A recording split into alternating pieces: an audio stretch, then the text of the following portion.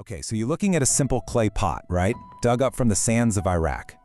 But what if this little thing could completely rewrite our history of invention? That's what we're diving into today, the Baghdad battery. It's an artifact that suggests our ancestors might have figured out electricity like 2,000 years before we give them credit for. All right, when you think of the first battery, who comes to mind? Probably Alessandro Volta, right? Around the year 1800? But what if that whole timeline is off? And I mean way off, by about 2,000 years. That's the wild possibility we're getting into. Could ancient people in Mesopotamia have actually had electric power? So, to really get our heads around this, we kind of have to treat it like an out-of-place artifact. You know, one of those things that just shouldn't exist when and where it was found. So let's trace its journey from a dusty patch of ground into the middle of this huge debate. Okay, so here's the backstory. This thing was buried for almost 2,000 years. Then, in 1936, some railway workers near Baghdad just stumble upon it. For a couple of years, it's just another old pot collecting dust in the National Museum of Iraq. But then, the museum's director, a guy named Wilhelm Koning, takes a closer look in 1940, and he publishes this paper with a claim that just blows everyone's mind. This isn't just a pot, it's a battery.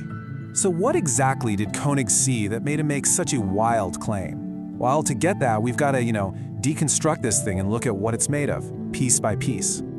All right, let's break it down. And honestly, the design is super simple but really clever. First, you've got your outer clay pot, right? Just a terracotta jar.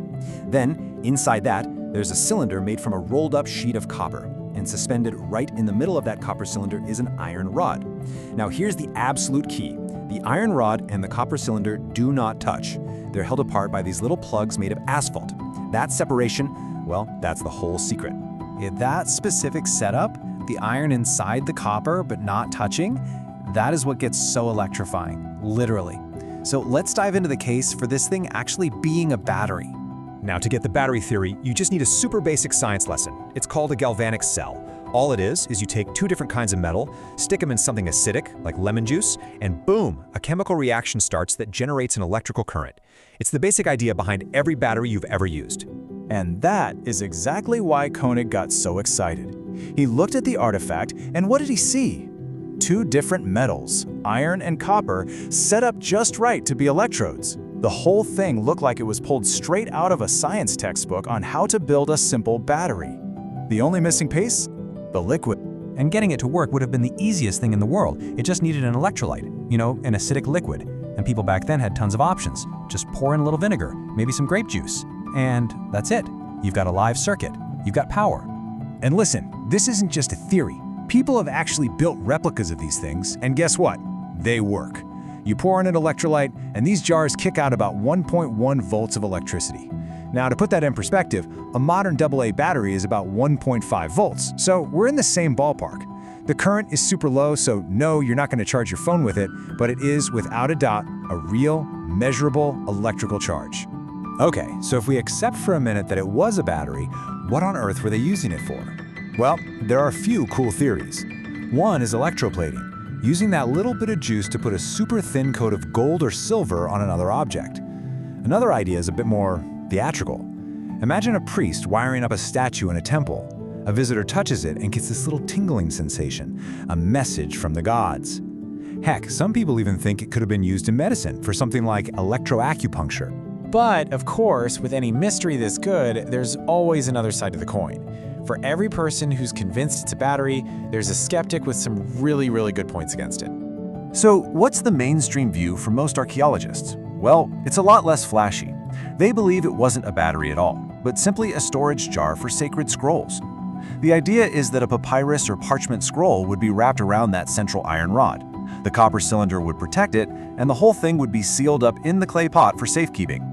And look, the evidence against the battery theory is pretty strong. Skeptics ask some tough questions, like if these were batteries, where are all the wires? Where are the objects they were supposedly electroplating?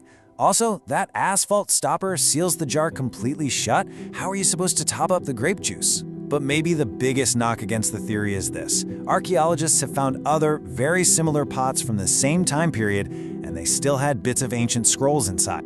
So, where does all this leave us? We're kind of stuck, right? We've got two totally different explanations, and we're left looking at this genuine historical mystery with no easy answer. And this really gets to the heart of what most scientists and archaeologists think today. Look, the battery idea is amazing to think about, but it's an extraordinary claim, and you need extraordinary evidence for that. The scroll jar idea, maybe not as exciting, but it just fits the actual evidence we have a lot better. Until someone digs up some ancient wires or a clearly electroplated artifact, the battery idea is probably going to stay on the fringe. So here's the real takeaway. In the end, whether it was actually a battery or not, almost doesn't matter. The real value of the Baghdad battery is that it makes us question everything we think we know about the ancient world. It's this incredible reminder that people thousands of years ago were brilliant. And maybe, just maybe, our version of history has a few pages missing. And that's what makes this stuff so exciting, right? The Baghdad battery is a perfect example. It's an object that kind of whispers about lost technologies and forgotten knowledge. It forces you to wonder, if this was possible, what else did they know how to do? What other secrets are still out there, just waiting under the sand?